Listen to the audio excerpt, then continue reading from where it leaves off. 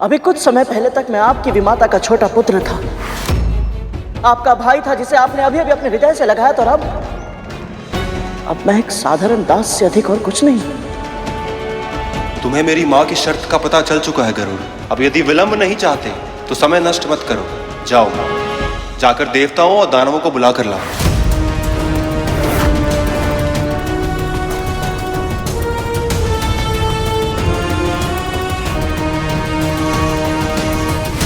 गरुड़ किसी भी समय वासुकी को लेकर आता ही होगा।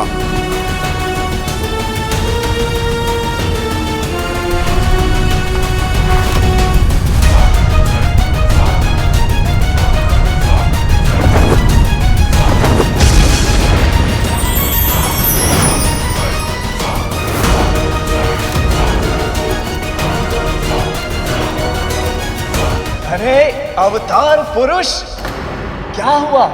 असफल ही लौट आए? ऐसा प्रतीत होता है जैसे वासुकी और विमाता कद्रू ने इसे इसका स्थान दिखा दिया।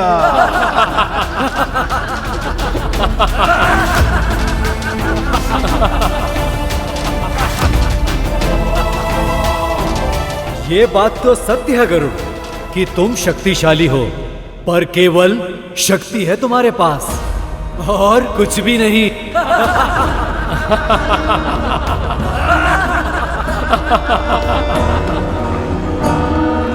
हाँ, मंदराचल को उठाया था तुमने, पर वो एक बार का चमत्कार था।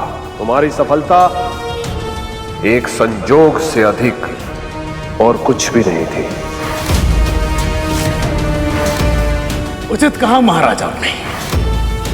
तू अपनी माता को कभी सम्मान नहीं दिला पाएगा। दासी का पुत्र है तू, आजीवन दास ही रहेगा। दासी का पुत्र है तू, आजीवन दास ही रहेगा।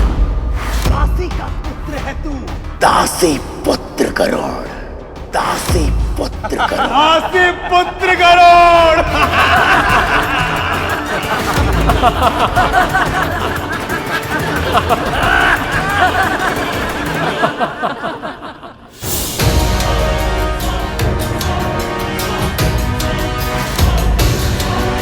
मैं आपको यहां से लिए बिना नहीं जाऊंगा, और यदि आप मेरे साथ नहीं चले तो आपको आपकी इच्छा के विरुद्ध ले जाने के अतिरिक्त मेरे पास और कोई उपाय नहीं बचेगा।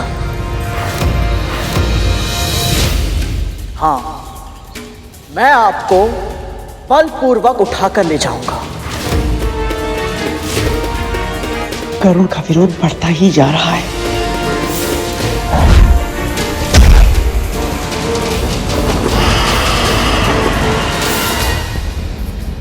तू मेरे पुत्र पर बल प्रयोग करेगा और मैं तुझे करने दूंगी। प्रयास करके देखिए।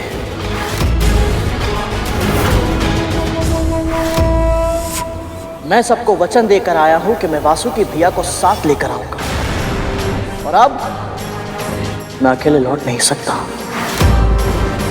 यदि ऐसा है तो बढ़ो आगे। मैं अपनी मां की आज्ञा के बिना नहीं जा सकता।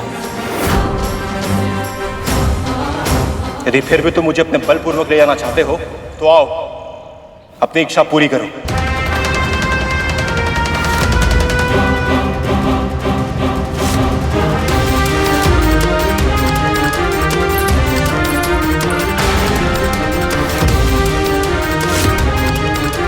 मेरे पुत्र के निकट जाने का प्रयास भी मत करना। दास, चेष्टा कीजिए और रोक कर दिखाइए महारानी।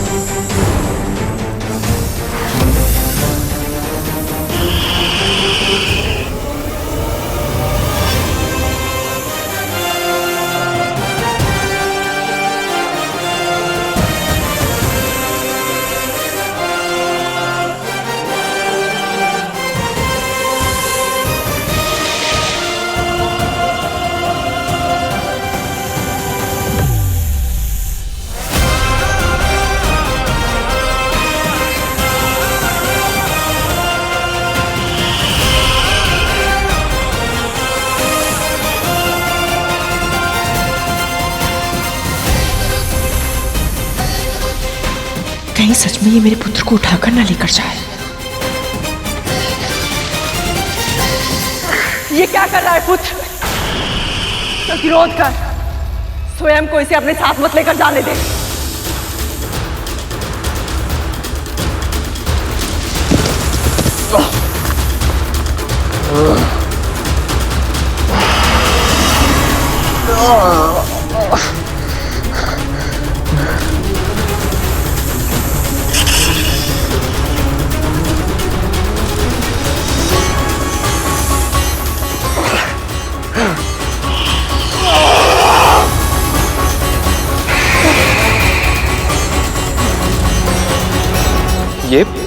ये कैसे संभव है? गरुड़ ने इतना बड़ा पर्वत उठा लिया, परंतु वासुकी की पूंछ को तो ये हिला भी नहीं पा रहा है।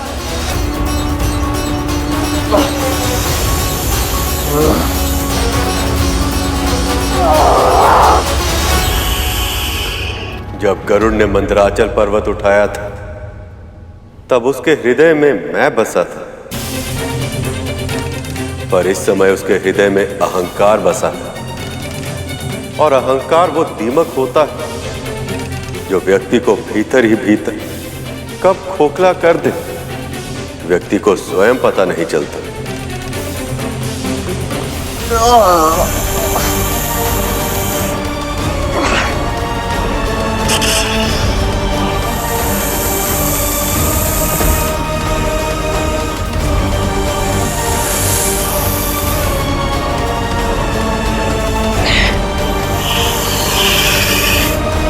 मुझे पहले से ही ज्ञात था कि ये कार्य उस पक्षी से नहीं हो पाएगा। हम सब और कब तक उसकी प्रतीक्षा करेंगे? कूर्मावतार के रूप में प्रभु विष्णु आधार बनकर कब से मथनी को अपनी पीठ पर लिए हुए हैं। अब हमें और विलंब नहीं करना चाहिए। गरुड़ जिसे लाने गया है वो कोई साधारण डोर नहीं है, वो स्वयं वासुकी है, और उसे यहाँ तक ले आ पाना सरल नहीं होगा। आपने बिल्कुल सही कहा विमाता, ये कार्य बहुत कठिन है। वासुकी को यहां तक लाने के लिए अथाह बल की आवश्यकता ही नहीं, बुद्धि, चतुरता और व्यवहारिक कुशलता के प्रयोग की भी आवश्यकता है, और ये ज्ञान उसके पास है ही नहीं। ये बात राहु को समझाइए असुरराज, क्योंकि राहु ने ही गरुड़ के आत्मविश्वास को बढ़ावा दिया है, ये बोल बोल कर कि ये अवतार पुरुष कुछ भी कर सकता है। जब वो वासुकी को लेने जा रहा था तब तुम सबको कोई शंका नहीं थी, पर अब जब विलंब हो रहा है तो उसके जाने का दोष किसी असुर के माथे मढ़ने का प्रयत्न कर रहे हो तुम।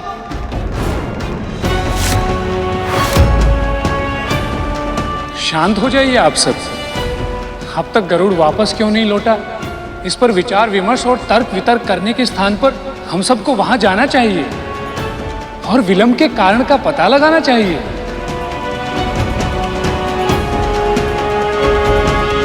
आपने उचित कहा मुनिवर, चलिए।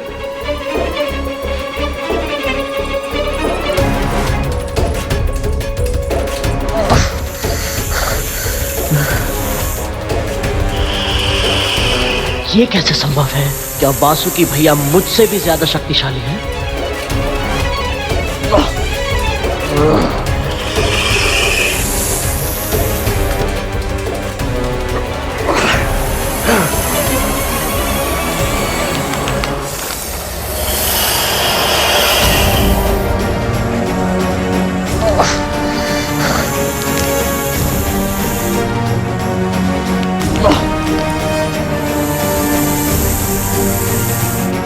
तेरी माँ को भी इस समय यहाँ होना चाहिए था गरुड़।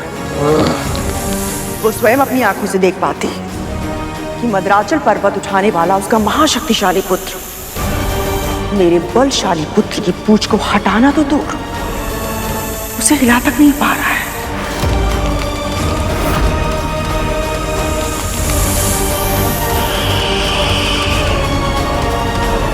मैं कब से प्रयत्न कर रहा हूं, लेकिन अपना आकार बड़ा क्यों नहीं कर पा रहा हूं मैं?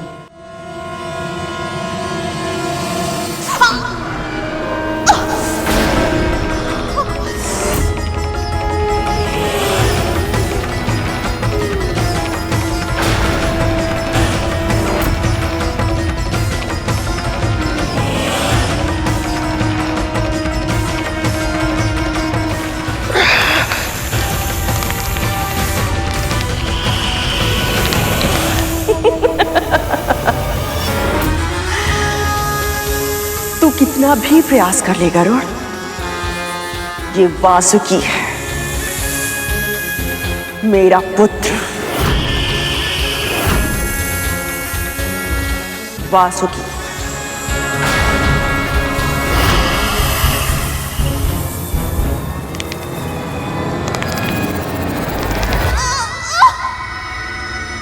ये क्या हो रहा है? कौन कर रहा है ये सब?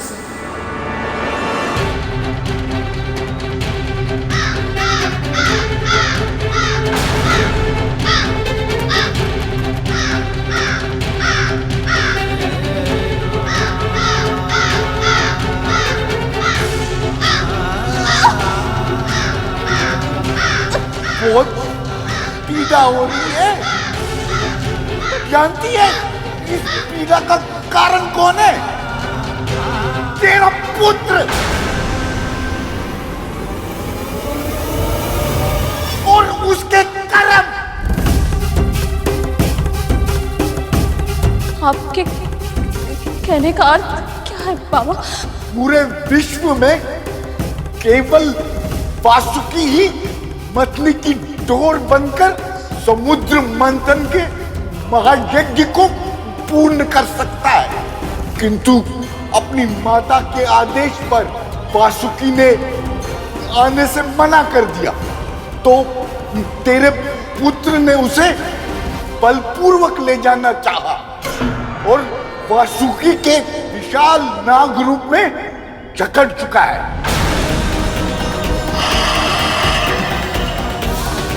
तेरे पुत्र को भ्रम है कि उसको वासुकी ने जकड़ रखा है। वास्तव में उसे उसके अहंकार ने पकड़ रखा है।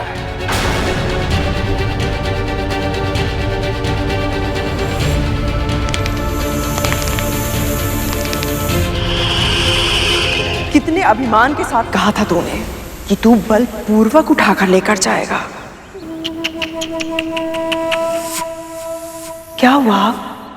हाँ, अब तू किस मुंह से अपनी मां के सामने जाएगा? कितनी प्रसन्न थी वो। मेरे पुत्र ने मंदराचल पर्वत उठा लिया है, खीर बांटते फिर रही थी वो सब में, किंतु अब क्या करेगी वो? रोएगी जीवन भर, केवल आंसू बहाएगी वो।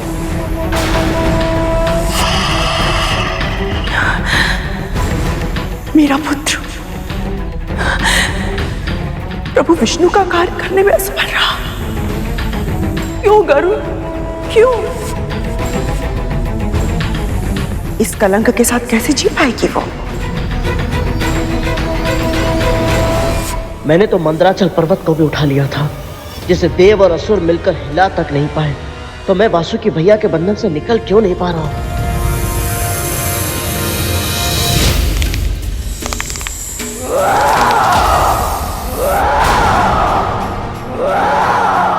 सुना, सुना, अपने पुत्र की पुकार सुनी,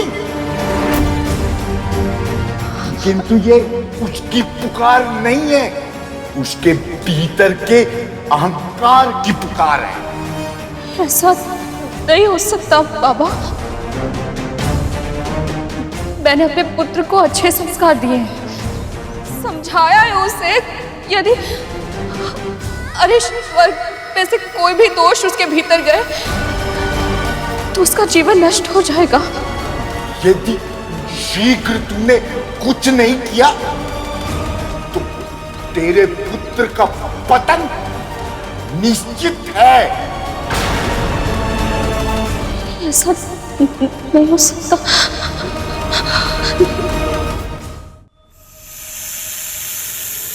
गरुड़ पुत्र,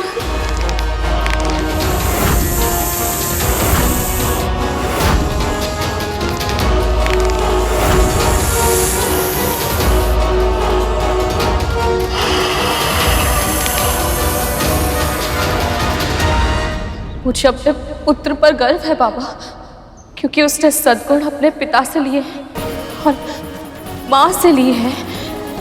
प्रायश्चित के बाद वाली विनम्रता। वो अपने संस्कार नहीं भूल सकता, कभी नहीं। संस्कार नहीं भूल सकता। अपने पुत्र को देखकर अंधी हो जाती है तू, और उसका स्वर सुनकर बैरी हो जाती है तू। तभी न तुझे दिखाई दिया न सुनाई दिया। कैसे उस दिन तेरा पुत्र बकरी की तरह मैं कर रहा था। उसका ध्यान तेरे विष्णु का कार्य करने से अधिक ये सिद्ध करने में है कि वो देवों और दानवों से अति उत्तम है। तो इतना बड़ा कब हो गया कि पूरा का पूरा पर्वत ही उठा लिया? जब तक आपका आशीर्वाद मेरे साथ है माँ, ऐसा कोई कार्य नहीं जो मैं ना कर पाऊंगा। वैसे भी महारानी से मुझे बहुत ही आवश्यक कार्य है और वहां मेरी प्रतीक्षा हो रही होगी, और ये कार्य करके मुझे उन सबको सिद्ध करना है कि मैं कुछ भी कर सकता हूँ, कि मैं कुछ भी कर सकता हूँ, मैं कुछ भी कर सकता हूँ। अब आंसू बहाने से क्या होगा? तेरे पुत्र का अहंकार टूट जाएगा।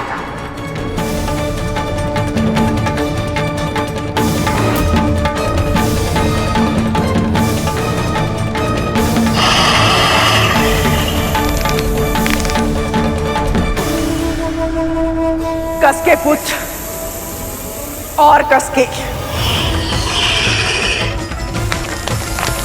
ताकत बढ़ाओ।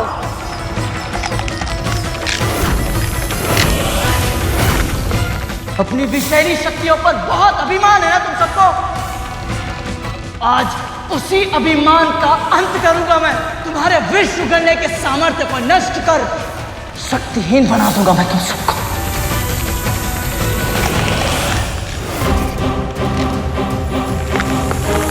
ऋषि कश्यप को अगली संतान के रूप में ऐसा पुत्र देना जो इंद्र से सहस्त्र गुणा अधिक शक्तिशाली और बुद्धिमान हो, शक्तिशाली और बुद्धिमान हो। बहुत बलशाली समझता है ना गरुड़ अपने आप को। अब दिखा अपना बल। जिस गरुड़ ने इन सबकी इतनी सहायता की, इनके लिए मदरांचल पर्वत उठा लिया, और ये सब उसकी सहायता करने के स्थान पर ऐसे शांत होकर देख रहे हैं जैसे कोई मनोरंजक खेल चल रहा। जो जितना शक्तिशाली होता है वो उतना ही अधिक असुरक्षित भी अनुभव करता है शेष। इस समय इन सबका ध्यान गरुड़ की हार से अधिक अपनी जीत पर, जो इन्हें बिना किसी प्रयास के ही मिल रही है। यदि मंदराचल पर्वत उठाने के बाद गरुड़ में अहंकार आया था, तो इन सब के हृदय में भय का उदय हुआ था कि कहीं सच में किसी दिन गरुड़ इन सब से अधिक शक्तिशाली ना हो जाए। इस समय गरुड़ को ऐसे छटपटाते हुए, वासुकी की जकड़ में फंसे हुए देखकर इन्हें शांति और संतोष का आभास हो रहा कि ऐसा नहीं होगा, गरुड़ इनसे अधिक बलशाली नहीं बन पाएगा।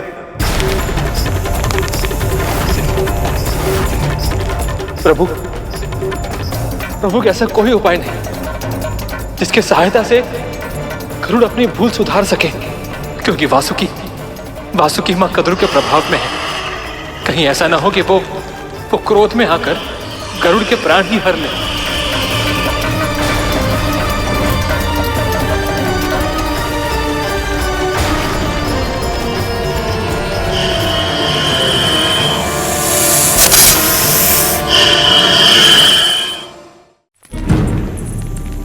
गरुड़ पुत्र,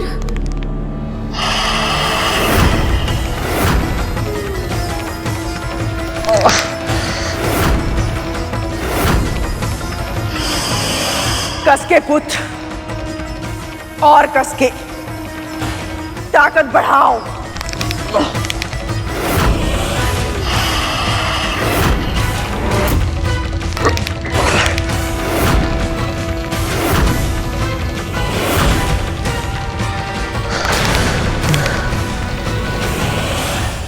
मैं जानती हूँ बाबा, यदि मेरे पुत्र के मन में अहंकार के ये बीज प्रभु विष्णु की इच्छा से आए हैं, तो इसके पीछे भी कोई ना कोई उद्देश्य अवश्य होगा। गरुड़ मेरे सिखाए संस्कारों को भुलाकर अहंकार के गड्ढे में गिर गया है।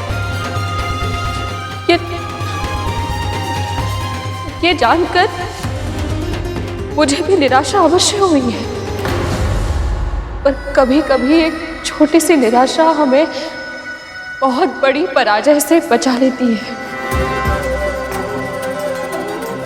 पर दोष तो मेरा ही है ना बाबा। मैं ये मान बैठी थी कि मेरा पुत्र कभी कोई भूल नहीं कर सकता, पर आज ये सब जानकर मेरी आंखें खुल गई हैं। इसीलिए धन्यवाद दे रही हूं प्रभु को।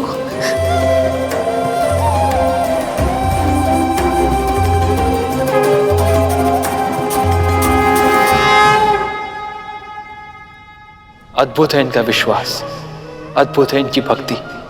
इतना दुख पाकर भी इसे आपका आशीर्वाद समझकर स्वीकार कर रही है ये। भक्तों की ऐसी भक्ति ही मुझे भगवान बना देती।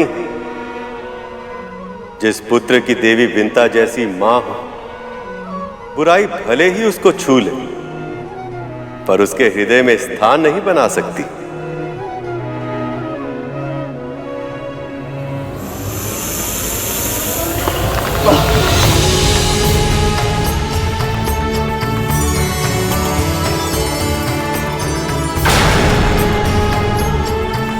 माँ,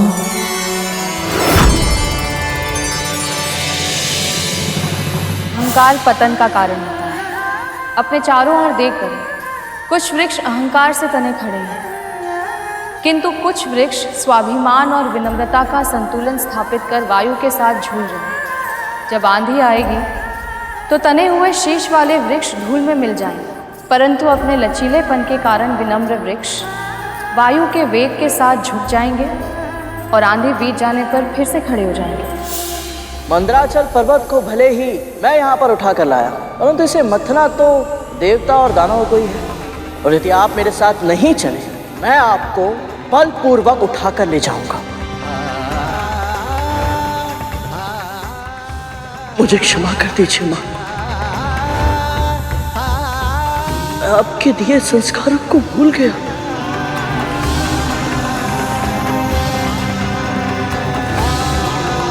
क्षमा कर दीजिए वासुकी भैया, मैं आपको समझने में बहुत बड़ी भूल कर बैठा। प्रभु विष्णु ने मुझ पर विश्वास करके मुझे इस महायज्ञ का भागीदार बनाया और मैंने प्रभु को निराश कर दिया। अभी तो केवल इस दास ने अपनी नाग भूमि पर रगड़ी है, पर उन देवों और दानवों का शीश मेरे सामने झुकना शीश है अभी।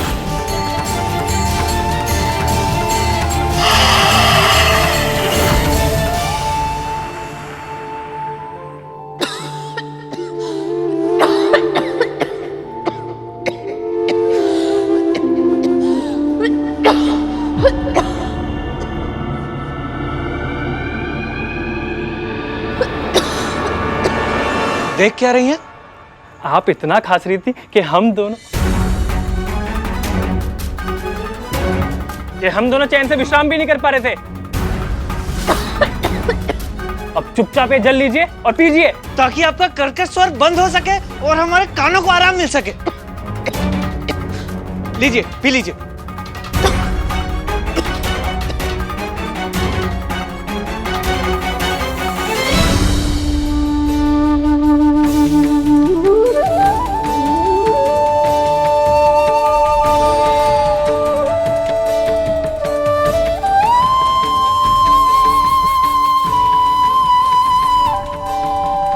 धूमल, अब मुझे पता लगा ये गरुड़ आसमान में इतना ऊंचा क्यों उड़ लेता है। हाँ तक तो किसी के लिए कुछ अच्छा कार्य करके और उपकार करके कितना हल्का हल्का अनुभव होता है। हाँ, और गरुड़ तो सबके लिए ही अच्छा सोचता है और सबके लिए अच्छा करता भी है। अच्छा है ना कि गुरु दत्तात्रेय स्वयं यहाँ आए हैं। उनके यहाँ आने के कारण ही हमें इतना अच्छा अनुभव हो पाया है। सचमुच अद्भुत है।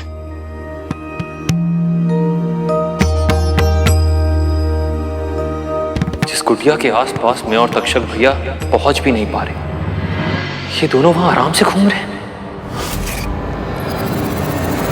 गरुड़ पुत्र,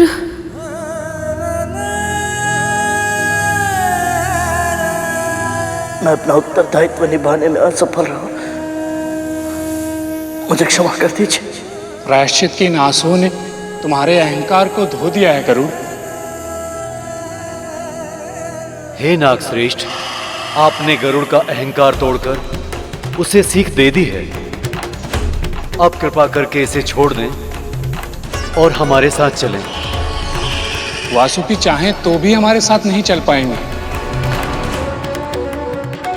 गरुड़ ने इन्हें अपने साथ ऐसे उलझा लिया है कि वो स्वयं अपनी गांठें नहीं खोल पा रहे हैं। इन्हें सहायता की आवश्यकता है। असुरराज, आप वासुकी की सहायता क्यों नहीं करते? संकट के समय सदैव हम असुरों की ही स्मृति क्यों होती है आपको? देवराज इंद्र को प्रयास करना चाहिए। वैसे भी बहुत विश्वास के साथ कहा था इन्होंने कि ये ही वासुकी को वापस लेकर आएंगे।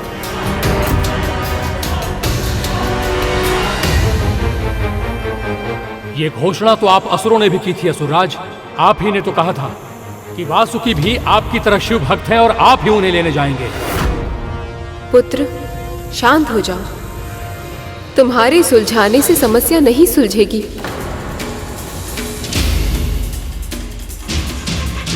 कद्रू, जब तक तुम वासुकी को अनुमति नहीं दोगी, उसे यहां से ले जाना संभव नहीं है।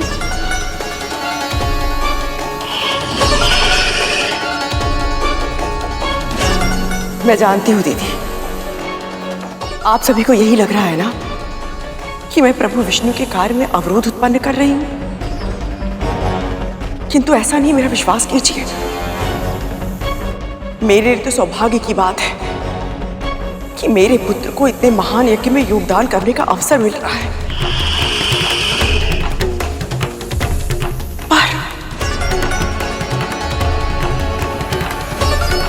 पर क्या देवी?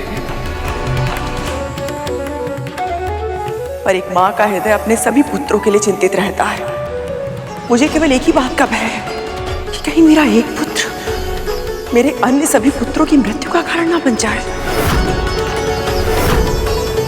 कद्रू, ये कैसी अनर्गल बातें कर रही हो तुम? क्यों? क्या ये सत्य नहीं है कि देवता और दानव मेरे वासुकी को दो विपरीत दिशाओं में खींचेंगे ताकि वो क्षीर सागर का मंथन कर सके और उन्हें अमृत प्राप्त हो सके?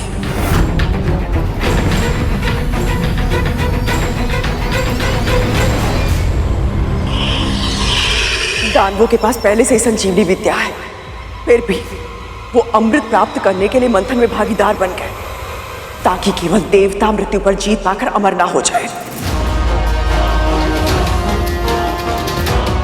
पर मेरे पुत्रों का क्या दीदी? क्या उन्हें इसमें समान अधिकार नहीं मिलना चाहिए? क्षमा कीजिए विमाता कद्रू, पर अमृत के लिए सबसे अधिक योग्य हम देवता हैं।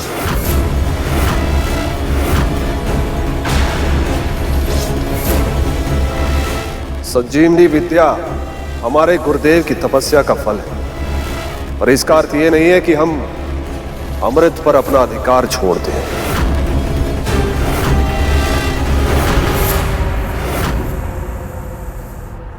अभी समुद्र मंथन आरंभ भी नहीं हुआ है, लेकिन आप सबके हृदय में उसे पाने की इतनी तीव्र इच्छा हो गई कि आप सब भूल गए कि अमृत ही समुद्र मंथन का एकमात्र उद्देश्य नहीं है, जबकि धर्म के अनुसार आप सभी को अपना अपना कार्य करना चाहिए और फल की चिंता प्रभु विष्णु पर छोड़ देनी चाहिए। आप सब जानते हैं प्रभु किसी के साथ अन्याय नहीं होने देंगे। सबको उनके कर्मों के अनुसार फल अवश्य मिलेगा। सुना तुमने कद्रू? हो गया तुम्हारा मन शांत? क्या हुआ? अब शांत क्यों? कुछ कहते क्यों नहीं? क्या चाहती हो तुम? हम सब तुम्हारे सामने हाथ जोड़े, तुम्हारी आरती उतारे। आरती करने की आवश्यकता नहीं है दीदी, किंतु हाँ, मेरे पुत्रों के लिए समान सम्मान की आवश्यकता अवश्य है, जो देवताओं ने दानवों को दिया था।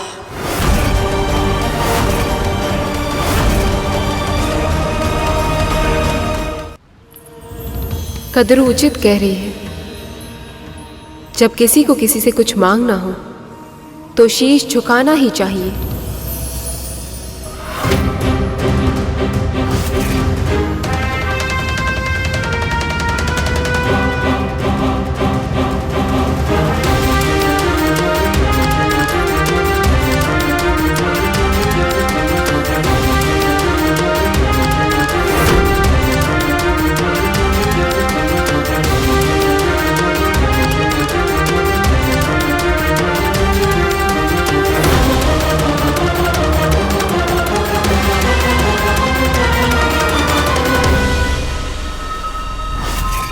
यही तो मैं चाहती थी कि गरुड़ और सभी देवता असुर मेरे और मेरे पुत्र के सामने शीश झुकाएं। अब समुद्र मंथन में मेरे पुत्र भी सहभागी होंगे और अमृत पर भी उनका अधिकार होगा।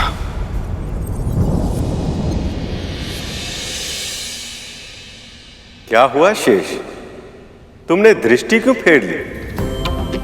प्रभु, सम्मान तो अर्जित किया जाता है ना। इस प्रकार किसी की विवशता का लाभ उठाकर मांगा नहीं जाता, जैसे मां इस समय कर रही। मुझे लगा था गरुड़ का अहंकार टूटते हुए देख गई, इन्हें भी अपनी भूल का आभास हो जाएगा, पर दूसरों की भूल से सीखने के लिए मन में यह आभास भी होना चाहिए कि हम कुछ अनुचित कर रहे हैं। पर देवी कद्रू के दृष्टिकोण से वो जो कुछ भी कर रही हैं वह उचित ही है। प्रभु, तो फिर मैं ये आशा करता हूं कि गरुड़ की तरह इन्हें भी अपनी भूल का आभास हो जाए। मैं तुझे अनुमति देती हूँ पुत्र, गरुड़ को छोड़ दे और जा इनके साथ। मेरा आशीर्वाद सदैव तेरे साथ है।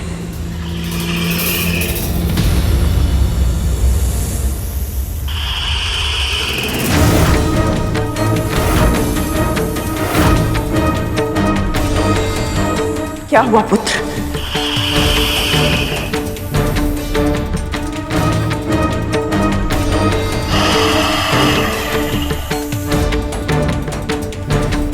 मैं गांठ छुड़ाने में तेरी सहायता करती हूँ।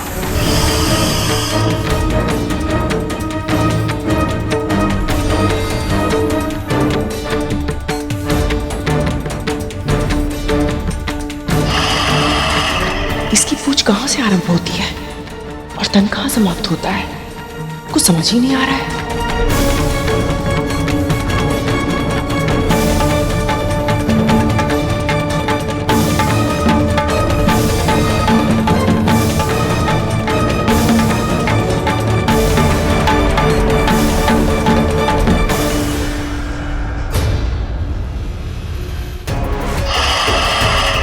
करुण को कष्ट पाते देखकर मैं इतना खो गई थी कि मुझे आभास ही नहीं हुआ कि इस पूरी प्रक्रिया में मेरे पुत्र को कितना कष्ट हो रहा होगा।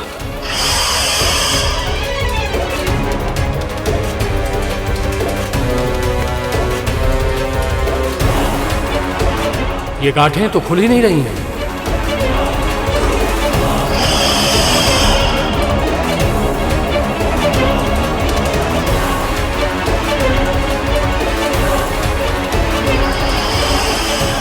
अब क्या होगा भ्राताश्री?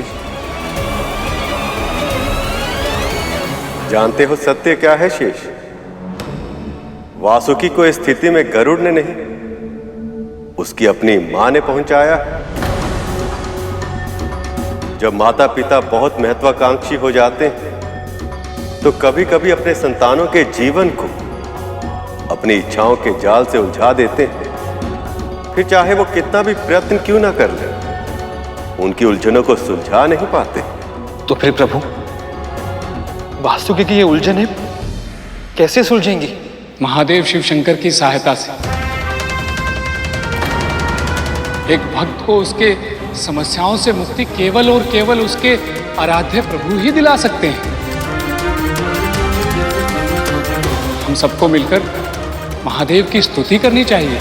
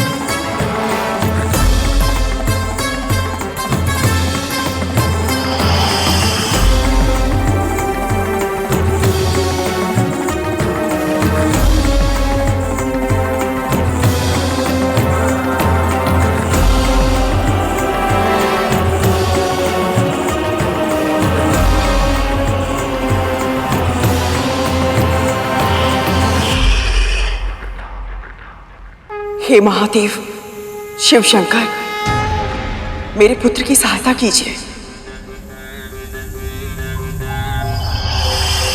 समुद्र मंथन की डोर बनकर प्रभु विष्णु के कार्य में योगदान देना ही इसकी नियति है। कृपया इस पर कृपा कीजिए।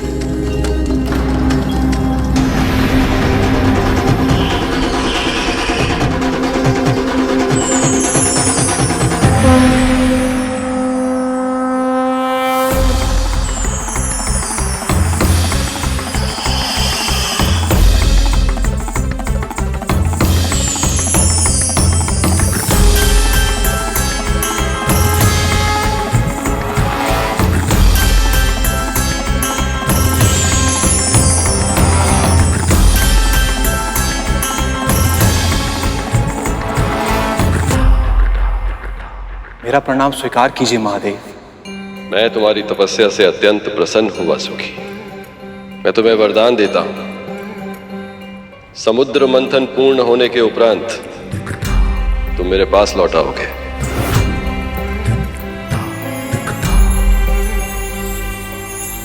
प्रभु, आपने ये वरदान देकर संसार का सारा धन दे दिया है मुझे। अब मुझे कुछ नहीं चाहिए महादेव। मुझे मेरे शिव मिल गए, अमृत मिल गया मुझे। शस्त्र के बल पर ही पुरुषार्थ करने वाले विजयी होकर इस पृथ्वी का भोग करते हैं। इसलिए तुम सबको इतना शक्तिशाली बनना होगा कि सबको पराजित करके स्त्रों पर अपना राज स्थापित कर सको। मैं चाहे कितनी भी सीख दे दूं अपने पुत्रों को, पर स्वर तो वो विंता के ही बोलते हैं। वासुकी कैसे अमृत के लिए मना कर सकता है? तो मुझे ही कुछ ऐसा करना होगा जिससे मेरे बाकी पुत्रों को अमृत प्राप्त हो सके। प्रभु, आपने ये वरदान देकर संसार का सारा धन दे दिया है मुझे। अब मुझे कुछ नहीं चाहिए महादेव। मुझे मेरे शिव मिल गए, अमृत मिल गया मुझे।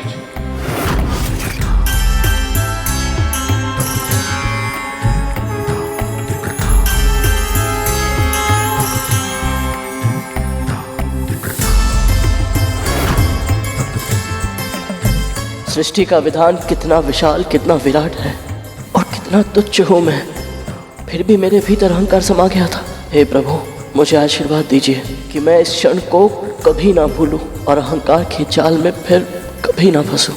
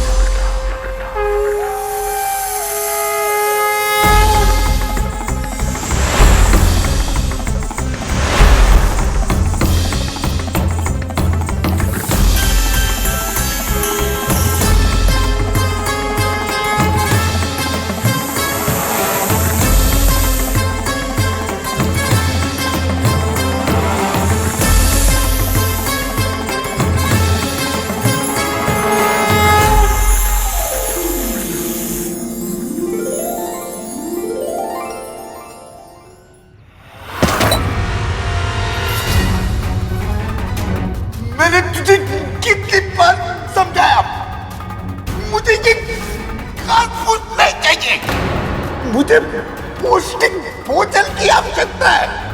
तेरी समझ में नहीं आता क्या तू जानबूझकर मुझे प्रताड़ित करती है? ऐसा नहीं है बाबा, मैं क्षमा चाहती हूँ। आप अभी इसे खा लीजिए, मैं कुछ ही समय में पौष्टिक भोजन का प्रबंध कर दूंगी। आज मैं तेरी कोई बात नहीं सुनूंगा। जब तक तू मुझे मनचाहा भोजन लाकर नहीं देगी, मैं अन्न तो क्या जल की एक भी बूंद नहीं पीऊंगा। और यदि बिना अन्न और जल के मुझे कुछ हो गया तो मेरी हत्या का दोष तुझ पर, तेरे परिवार पर लगेगा। स्मरण रहे, जा यहां से। प्रभु, गुरु दत्तात्रेय ने विंता मां के सामने ऐसी अनोखी मांग क्यों रखी? विंता मां तो खुद दासी है, वैसे पौष्टिक भोजन कहां से प्रबंध करेंगी? और इस समय तो गरुड़ भी उनकी सहायता के लिए वहां नहीं है। दत्तात्रेय उस कुम्हार की तरह है जो मिट्टी के घड़े को सर्वोत्तम बनाने के लिए भीतर से अपना हाथ तो लगाता है, पर बाहर से उस पर चोट भी मारता है। उनकी इस परीक्षा के पीछे कोई ना कोई उद्देश्य अवश्य होगा।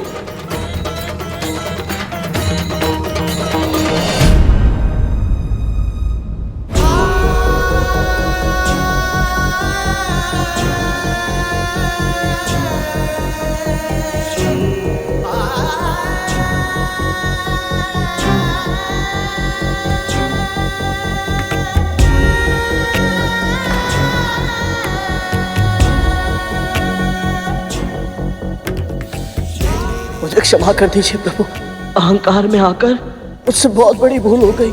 आपने मुझे समुद्र मंथन जैसे शुभ कार्य के लिए चुना, किंतु मैं अहंकारी हो गया और आपकी भक्ति के मार्ग से भटक गया। प्रभु, मुझे क्षमा कर दीजिए। यदि हम भूल से शिक्षा ले लें तो वो भूल नहीं रहती, वरदान बन जाती है गरुड़। प्रभु, आपकी सेवा का एक और अवसर दे दीजिए मुझे।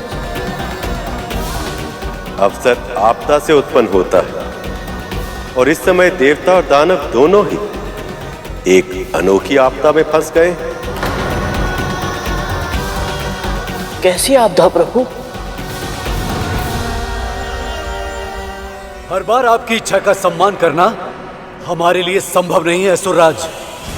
हम असुरों के लिए भी ये संभव नहीं है कि हम देवताओं की हर इच्छा को सहर्ष स्वीकार कर लें। आप समझने का प्रयास क्यों नहीं कर रहे महाराज बलि? हम दोनों दलों में से कोई एक दल ही वासुकी को उसके मुख की ओर से खींच सकता है और दूसरे दल को उसकी पूंछ की ओर जाना ही होगा। और ये अपेक्षा हमसे क्यों देवराज इंद्र? ये तो तर्क शक्ति पे तय होना चाहिए कि कौन सा दल वासुकी के मुंह की ओर होगा और कौन सा दल उसकी पूंछ की ओर। तो फिर यही सही। यदि तर्क की बात करें तो हमारी मां अदिति आयु में और पद में दोनों में आपकी मां दिति से बड़ी हैं। इसलिए चुनाव का पहला अधिकार हम देवताओं का ही होना चाहिए।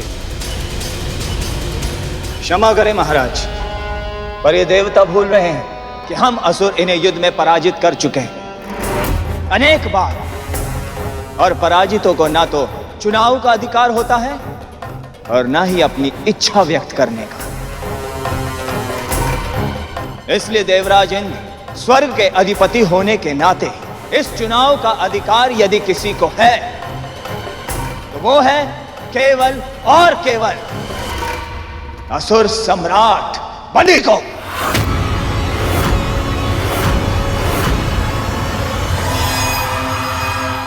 तुम्हें क्या लगता है गरुड़, किसे वासुकी के मुंह की ओर होना चाहिए और किसे पूंछ की ओर?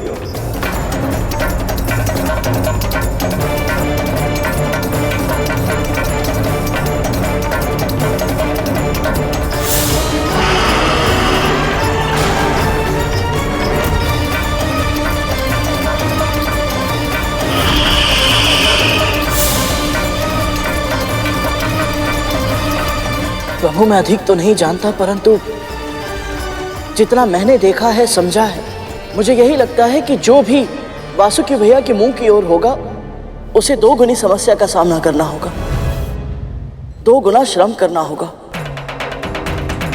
एक तो पहले से ही वासुकी भैया को खींचना बहुत ही कठिन है और ऊपर से उनके मुंह से विषैली पुकारें निकलेगी। असुर पूजा पाठ तपस्या अनुष्ठान अवश्य करते हैं, परंतु केवल अपने स्वार्थ के लिए, और देव स्वयं के साथ साथ समाज कल्याण का भी विचार करते हैं। इसीलिए न्याय तो यही होगा प्रभु, जो अच्छाई के साथ हो उनके साथ अच्छा हो, और जो बुराई का समर्थन करे उनके साथ बुरा। मैं तुमसे सहमत हूं गरुड़। अब देवता और दानवों के साथ भी ऐसा ही हो, इसका दायित्व मैं तुम्हें सौंपता हूं।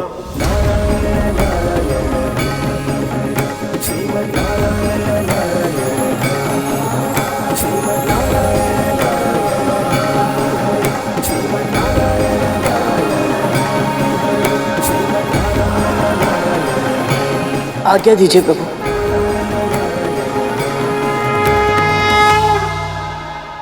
वासुकी भैया की तपस्या सफल हुई मां, और उनके कारण आपको महादेव के दर्शन करने का सौभाग्य प्राप्त हुआ। और तो और आपकी वजह से अब हमें अमृत मिलेगा मां। नहीं मिलेगा, नहीं मिलेगा, नहीं मिलेगा। ये किसने कहा? कौन बोला?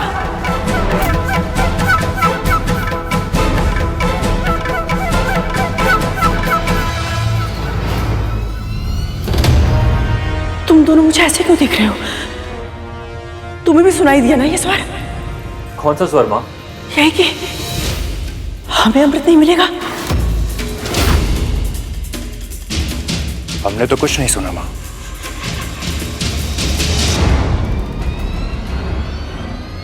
तो मुझे ऐसा क्यों लगा? क्योंकि तेरा मन जानता है यही सत्य है, क्योंकि तेरा मन जानता है यही सत्य है, क्योंकि तेरा मन जानता है यही सत्य है।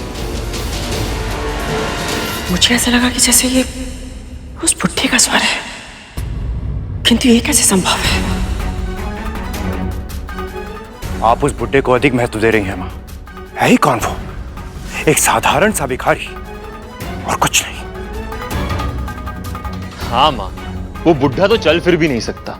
जल और अन्न के लिए तो एक दासी पे निर्भर है। उसे क्या पता कि अमृत क्या है और किसे मिलेगा।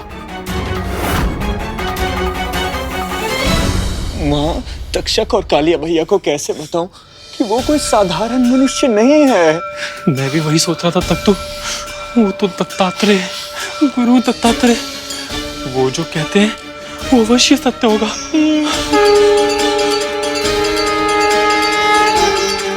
बाबा के लिए पौष्टिक भोजन का प्रबंध कैसे करूं मैं? सत्य कहा तुम दोनों ने। मैं व्यर्थ उस बुढ़े के बारे में सोच रही हूँ।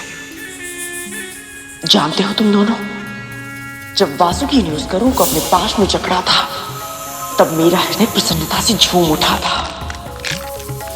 मैं इतनी प्रसन्न तो तब भी नहीं हुई थी जब मैंने उस विंता को अपनी दासी बनाया था, और वो स्वामिनी कहकर मेरे पांव में गिर गई थी।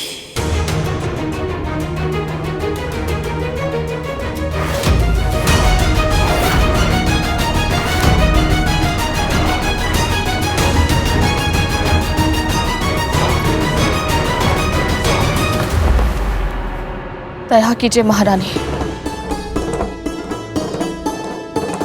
कृपा कीजिए। यदि आज आपने मेरी सहायता नहीं की तो मेरे कुटुंब पर जीव हत्या का दोष लग जाएगा।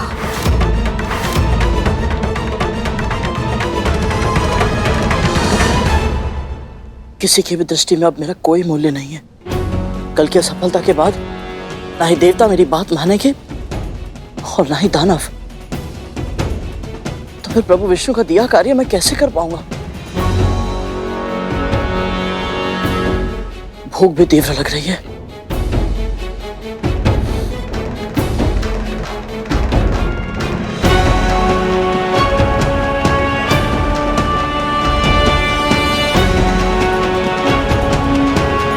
यदि स्वयं प्रभु विष्णु मेरे स्थान पर होते तो वो क्या करते? अब सही दिशा में सोच रहे हो तुम।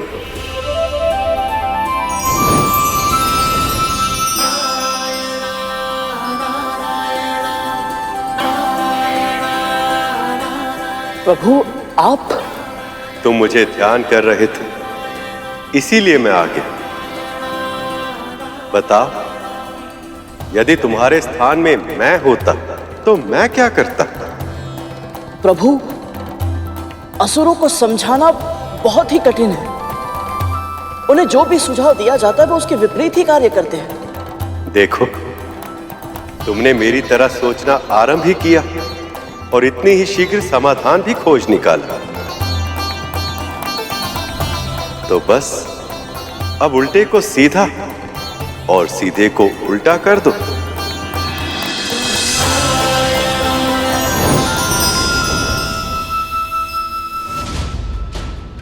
उल्टे को सीधा और सीधे को उल्टा।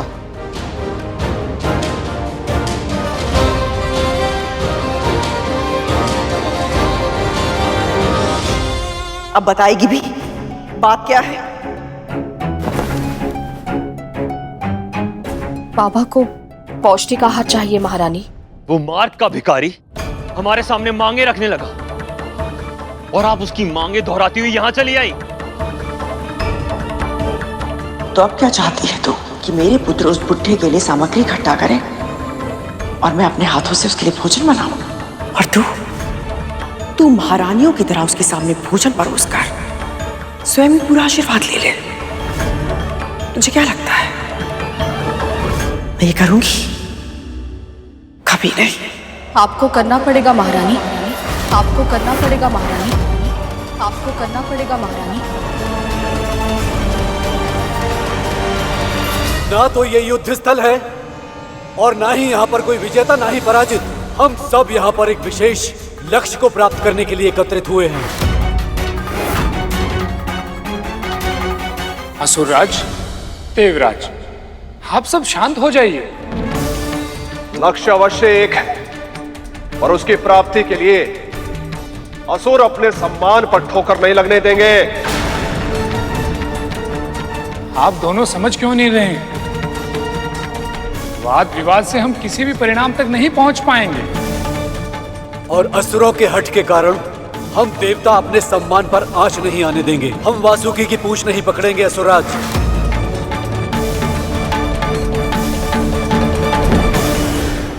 उन्होंने कहा है यदि आज उन्हें पौष्टिक आहार नहीं मिला तो वो अन्न जल त्याग देंगे, और यदि ऐसा हुआ तो उनका वृद्ध तन ये सहन नहीं कर पाएगा, और सहन नहीं कर पाएगा तो मर जाएगा। ये समस्या मेरी नहीं है विंता।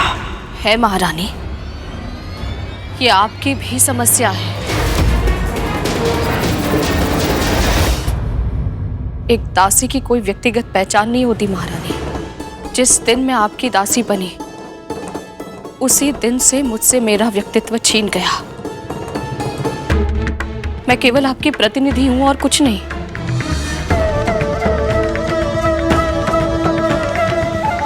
जैसे एक दासी का कर्तव्य होता है अपनी स्वामिनी की सेवा करना, उनकी आवश्यकता का ध्यान रखना, वैसे ही एक स्वामिनी का भी तो कर्तव्य होता है ना, अपनी दासी की हर आवश्यकता को पूरा करना, उसकी रक्षा करना। यदि आज आपकी छत्र छाया में मुझ पर जीव हत्या का पाप लग गया ना, तो इस कलंक से आप भी मुक्त नहीं हो पाएंगी। तू मुझे धमकी दे रही है? विनती कर रही हूं, हम सबके ऊपर ये संकट मत आने दीजिए। पहले ही मेरा गरुड़ और आपका वासुकी एक ऐसे कार्य के लिए गए हैं जिसमें कब क्या होगा कोई नहीं जानता। यदि हमारी एक भूल के कारण उन पर कोई आंच आ गई तो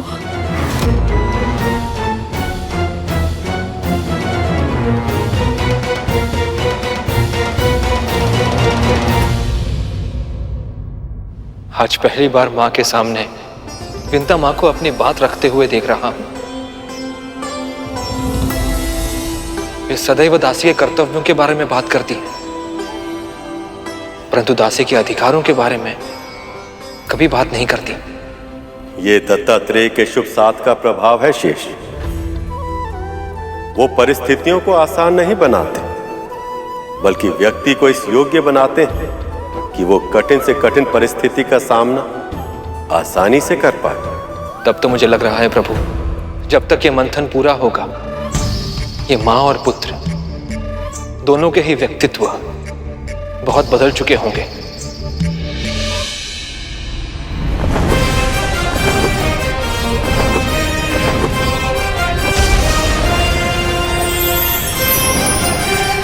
देवराज असुरराज, आप दोनों का कहना अपने अपने पक्ष की दृष्टि से उचित है, परंतु इस समस्या का कोई ना कोई समाधान तो हमें निकालना ही होगा। प्रभु विष्णु ने इस समस्या का समाधान मुझे दे दिया है।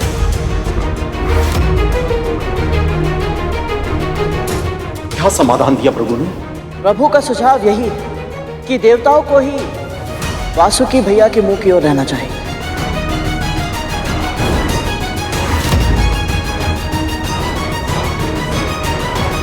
क्योंकि आयु और कर्म दोनों की दृष्टि से ये श्रेष्ठ है। असंभव है ये नहीं हो सकता। मुझे ये स्वीकार नहीं। क्षमा कीजिए, परंतु क्यों दीदी माँ? एक दास से तट वितट नहीं करूंगी मैं केवल इतना कहना चाहती हूँ कि विष्णु ने हम असुरों के साथ पक्षपात किया है और हम असुर ये सहन नहीं करेंगे। मेरा निर्णय यह है कि मेरे पुत्र वासुकी की मुंह की ओर ही रहेंगे।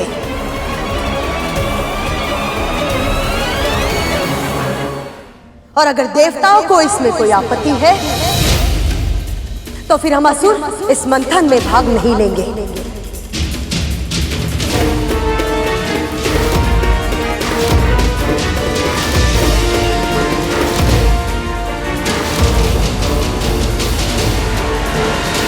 कितनी बार मस्तिष्क उसी कार्य को करने के लिए लोभित होता है जिस कार्य के लिए उसे मना किया जाए। जिस दिशा के लिए पहले असुर मना कर रहे थे, अब उसी दिशा के लिए लड़ रहे हैं। लोभ में लिया हुआ निर्णय जीव को उसके धर्म से और सही मार्ग से दूर लेकर जाता है। वासुकी के मुख की ओर रहने का लोभ अब असुरों के लिए क्या बदलाव लाता है, ये तो नियति ही बताएगी। ये तो समुद्र मंथन का केवल आरंभ है।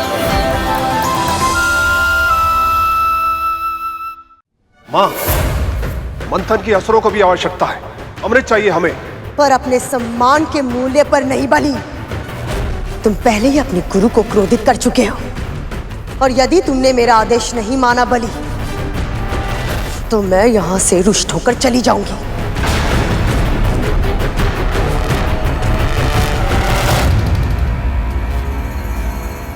दीति मां का निर्णय प्रभु विष्णु की इच्छा के बिल्कुल विरुद्ध है और देवताओं के हित में भी नहीं है। परंतु एक मां का मन रुष्ट और दुखी हो, ये तो स्वयं प्रभु विष्णु भी नहीं चाहेंगे। इसीलिए प्रभु का दूत होने के नाते मैं देवताओं से आग्रह करता हूं, आप कृपा असुरों को ही वासुकी भैया के मुंह की ओर वाला सिरा थामने दें।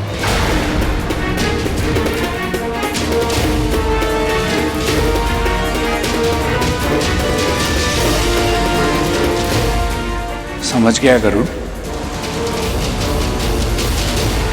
तो फिर ऐसा ही हो, पर यह निर्णय दोनों पक्षों पर बाध्य होगा। मंथन में विलंब ना हो, इसके लिए आवश्यक है कि एक बार मंथन के प्रारंभ होने के पश्चात कोई भी पक्ष अपना निर्णय नहीं बदल सकेगा।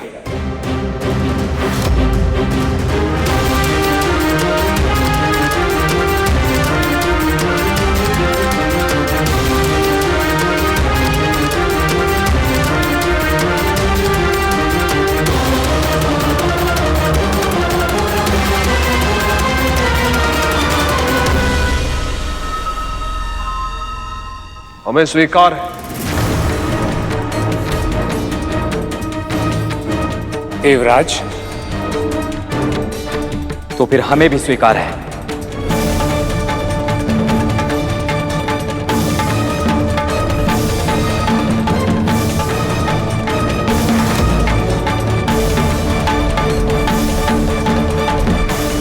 गरुड़ ने आज जिस सूझबूझ और चतुराई का परिचय दिया है, उससे स्पष्ट है कि ये छोटे छोटे कार्य तो बस इसके प्रशिक्षण प्राप्त करने का साधन मात्र है।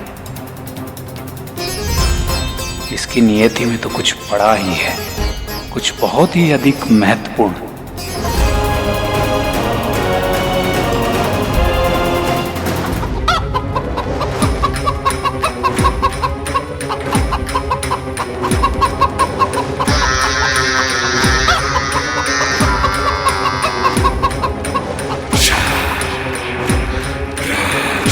से भी क्या व्यर्थ के छोटे छोटे काम करवाते, इतना श्रम, वो भी मुझसे, उस दासी और एक भिखारी के लिए।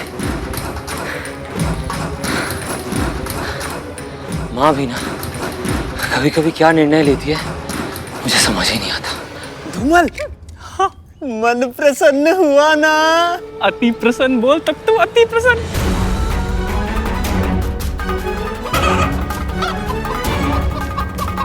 आज गुरु दत्तात्रेय के कारण कालिया भैया को भी श्रम करते हुए देखने का सौभाग्य मिला है।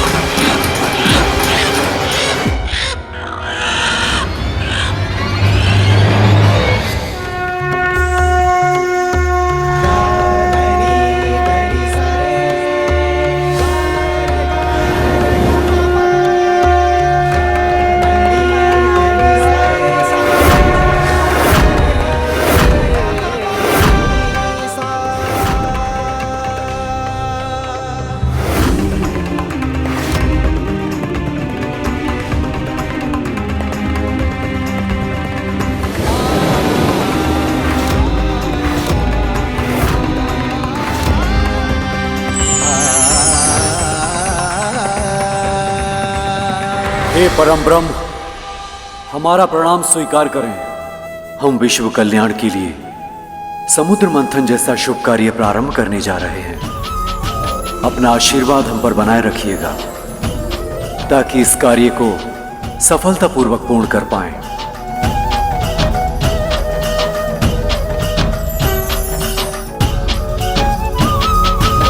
मुझे पूर्ण विश्वास है प्रभु कि सभी देवता और असुर ये समुद्र मंथन मात्र अमृत के लिए कर रहे हैं, किंतु मेरी बस एक ही प्रार्थना है कि माता लक्ष्मी का विष्णु जी से जल्द मिलन हो और दोनों की पीड़ा का अंत हो।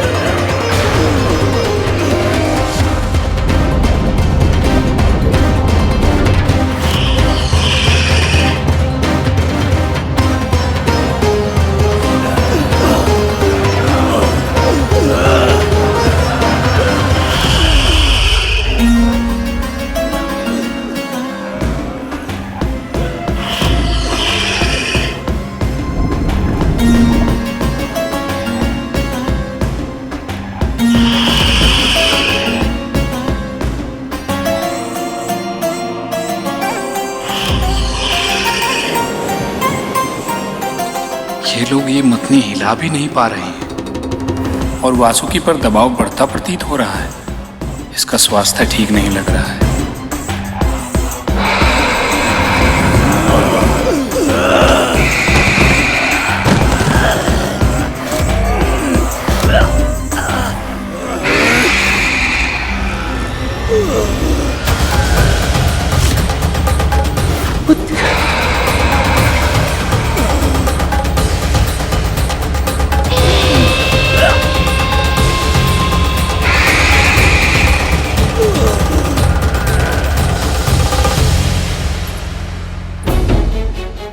ये लीजिए छोटी माँ। नारायण तुम पर कृपा करें। हे प्रभु, बाबा के लिए आहार का प्रबंध इतनी शीघ्र करने के लिए आपका बहुत बहुत धन्यवाद। धन्यवाद करना ही है तो मेरी माँ का कीजिए। अगर उनका आदेश नहीं होता तो मैं आपके लिए इतना श्रम कभी नहीं करता। अब लीजिए।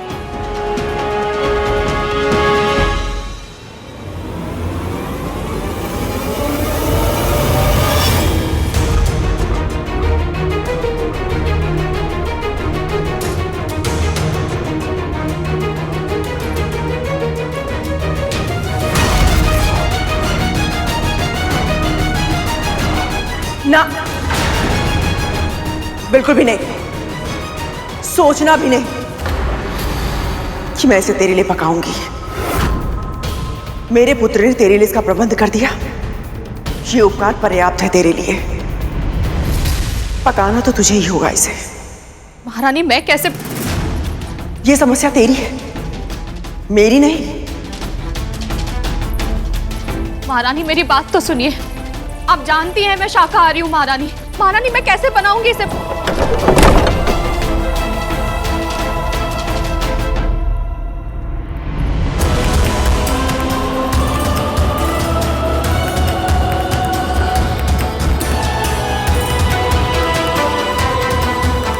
बाबा भूखे होंगे, पर मैं ये कैसे?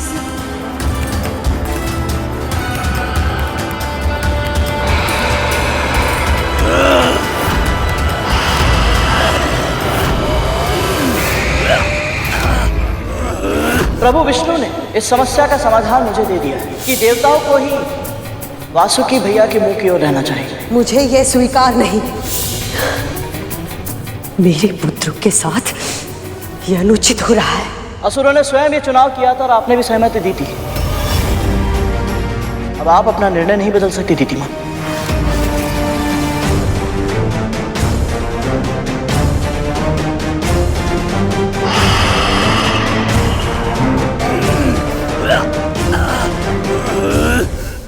प्रभु, मैं आपसे प्रार्थना करती हूँ, दानवों को वासुकी का विष सहन करने की शक्ति दीजिए।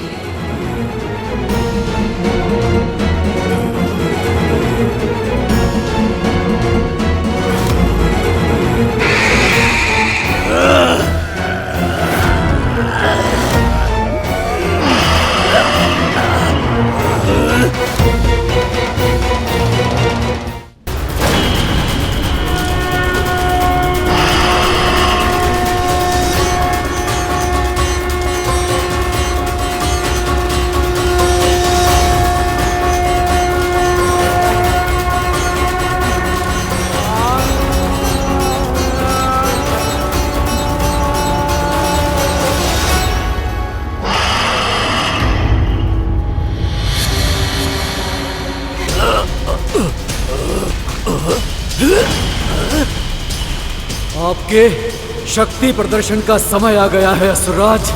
मंथन आरंभ कीजिए।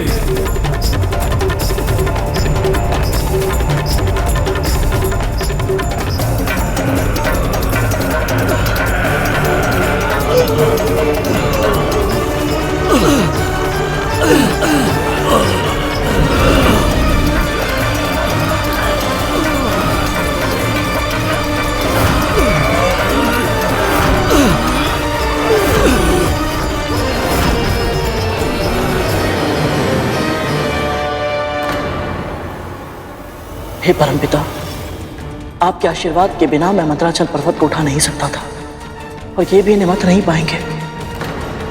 सहायता कीजिए प्रभु, माता लक्ष्मी आपकी प्रतीक्षा कर रही है। ये विलंब मुझसे सहा नहीं जा रहा। हमारी सहायता कीजिए।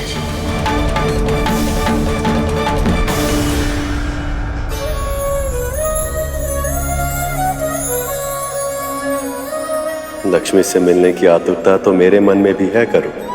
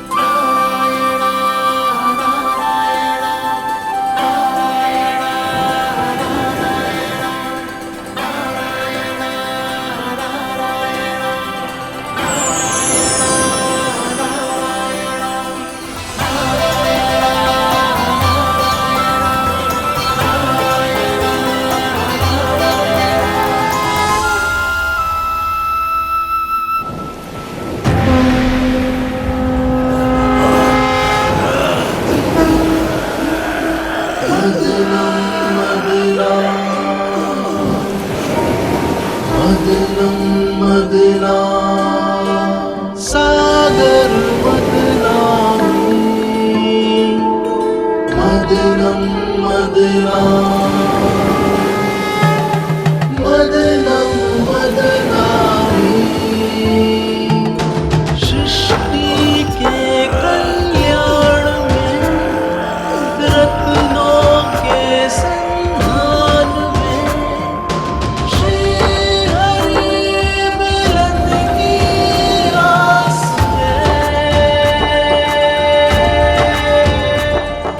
प्रभु, मुझे हर एक देवता, हर एक दानव में आपकी छवि दिखाई दे रही है। आपके आशीर्वाद के बिना इस मंथन का आरंभ भी संभव नहीं था प्रभु।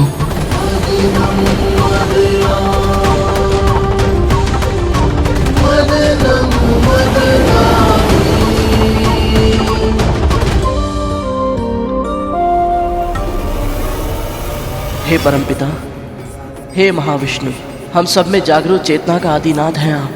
इस अद्भुत रूप में दर्शन देने के लिए आपका बहुत बहुत आभार प्रभु। आपको बहुत बहुत प्रणाम।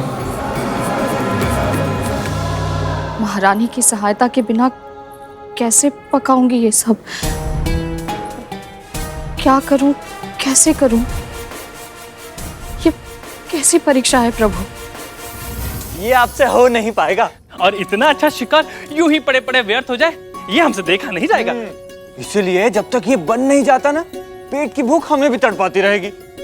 पर ये तो उन बाबा के लिए है। पता है हमें, और ये भी पता है जब तक ये भोजन उन बाबा को नहीं मिल जाता, हम भी इसे नहीं खा सकते। इसलिए तो हम चाहते हैं कि ये शीघ्र बने।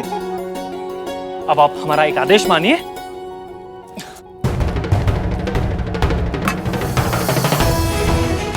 ये वाले मसाले पीसिए और शेष हम पर छोड़ दीजिए।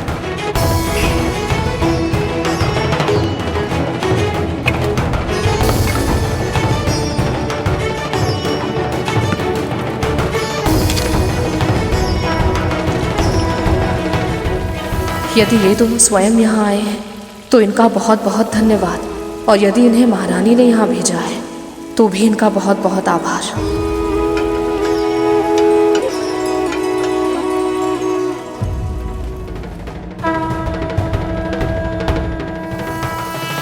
हे मां अन्नपूर्णा, इन दोनों के माध्यम से आपने ही मेरी सहायता की है।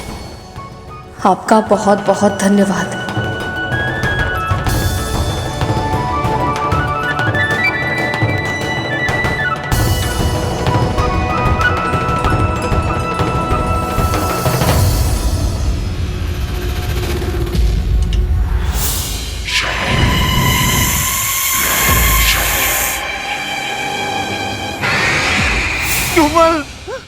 इसमें विष है। पर विमाता बिंदा तो उसे गुरु दत्तात्रेय को खिलाने जा रही है। हाँ, अब क्या करें? चल।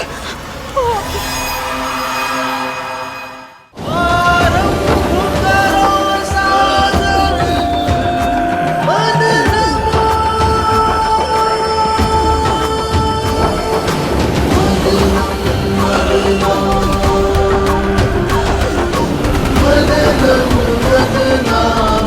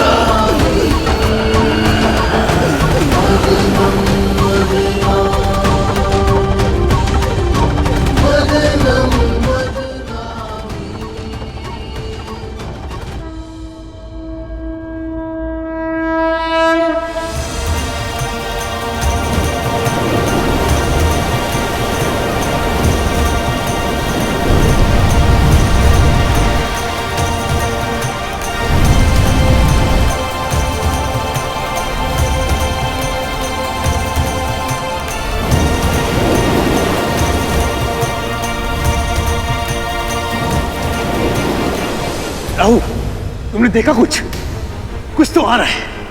असुरों, और शक्ति लगा। ताकत लगाओ देवताओं।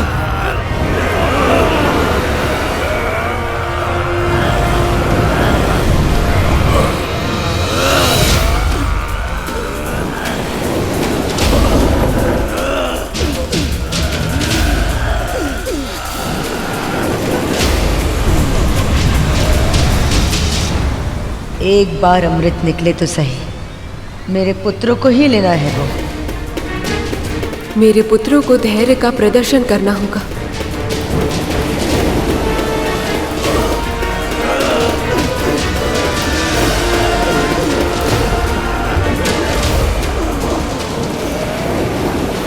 न जाने सबसे पहले समुद्र के गर्भ से क्या निकलेगा।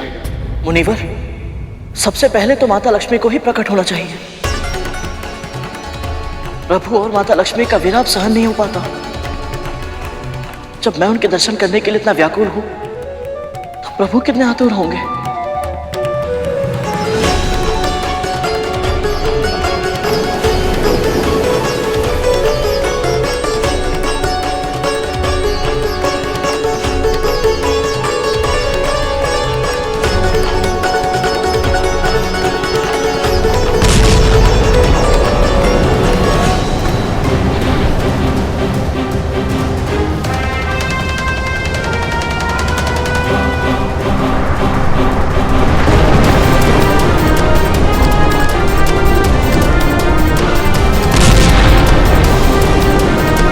क्या है देवताओं?